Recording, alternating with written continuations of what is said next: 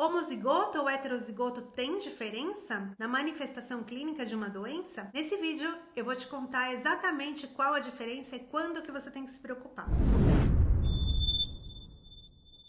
Eu sou a doutora Fernanda, eu sou hematologista. Se você ainda não está inscrito no canal, é só se inscrever. E se você acha que alguém vai gostar do conteúdo desse vídeo, encaminha que vai ser bem legal. Então a primeira coisa quando a gente pensa em homozigoto ou heterozigoto é entender o que significam essas palavras. Homozigoto é que você herdou o gene do pai e da mãe. Então os pais podem ser heterozigotos, ter só o gene escondido. E aí quando você nasce, você herdou os dois, você vai manifestar a doença. Que é a mesma coisa que acontece nos traços, que a gente fala nas anemias. Quando é heterozigoto, você herdou um gene só, ou do pai ou da mãe. Qual é o risco de desenvolver uma doença quando a gente herda um único gene? Ela é menor do que quando você herda os dois genes. A gente tem em hemato, principalmente as trombofilias, fator 5 de Leiden e protrombina mutante. Ela é tão diferente que quando uma mulher está grávida e ela é homozigota, ela já recebe o Clexane pela portaria do SUS, Se ela é heterozigoto, daí ela não vai receber, porque a gente considera isso uma trombofilia de baixo risco. Agora, se ela é homozigoto das duas, tanto do fator 5 quanto do fator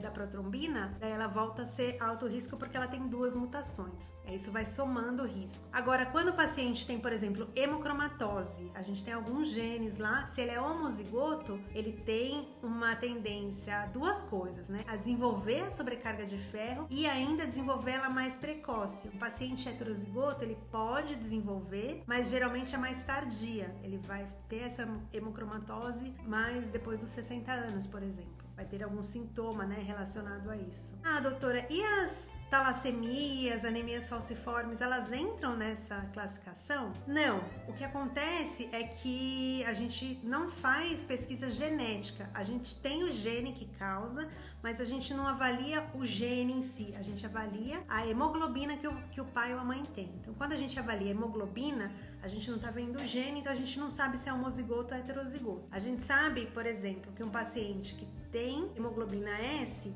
ele normalmente vai ter uns entre 30% e 50%, aí ele é traço. Se ele tiver só hemoglobina S, daí ele vai ser uma doença falciforme e aí certamente passará para os filhos. Se é traço, ele tem aí 50% de chance de passar. Se ele encontra outro traço, aí então a gente soma 50% de um e 50% de outro, vai dar 75% de chance de passar, sendo 25% de ser os dois no mesmo paciente, no mesmo filho, 50% vai ser ou de um ou de outro e 25% não vai receber esse gene. Quando é beta-talassemia, hemoglobinopatia S, essas outras hemoglobinas funcionam da mesma forma. Se a gente tem dois beta-talassêmicos casados, eles podem sim ter um paciente com uma talassemia major, uma talassemia mais séria, porque vai somar o gene dos dois. E, por exemplo, na hemofilia. A hemofilia é uma doença que é ligada ao X. Então, para uma mulher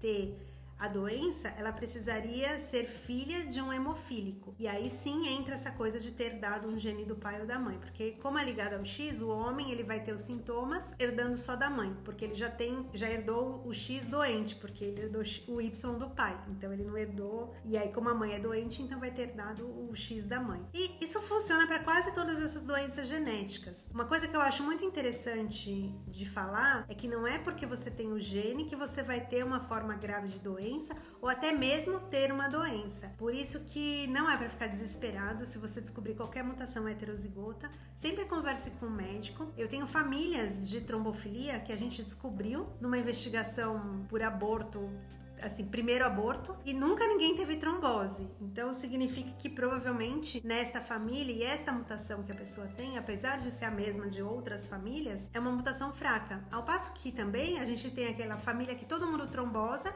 e a gente não encontra nada. Então, para mim, quando eu olho os dois pacientes, eu acho que quem tem mais risco de ter uma trombose é o paciente que não tem diagnóstico de trombofilia, mas que a família toda trombosa, quando comparado àquele que tem, mas nunca ninguém trombosou, nem a mesma pessoa, foi só um achado de exame. E isso é uma das coisas que a gente não recomenda sair fazendo exames desesperadamente para ver todas as mutações, porque senão você fica meio taxado de vou ter uma doença sem ter. Se você gostou desse vídeo, é só então compartilhar para algum colega. Se você quiser que o vídeo seja gravado com a sua sugestão, só deixar aqui embaixo, porque esse vídeo aqui ele foi uma sugestão que apareceu aqui no canal. E eu fico muito feliz porque além de me dar ideias, eu sei que eu vou estar contribuindo mais com você. Muito obrigada!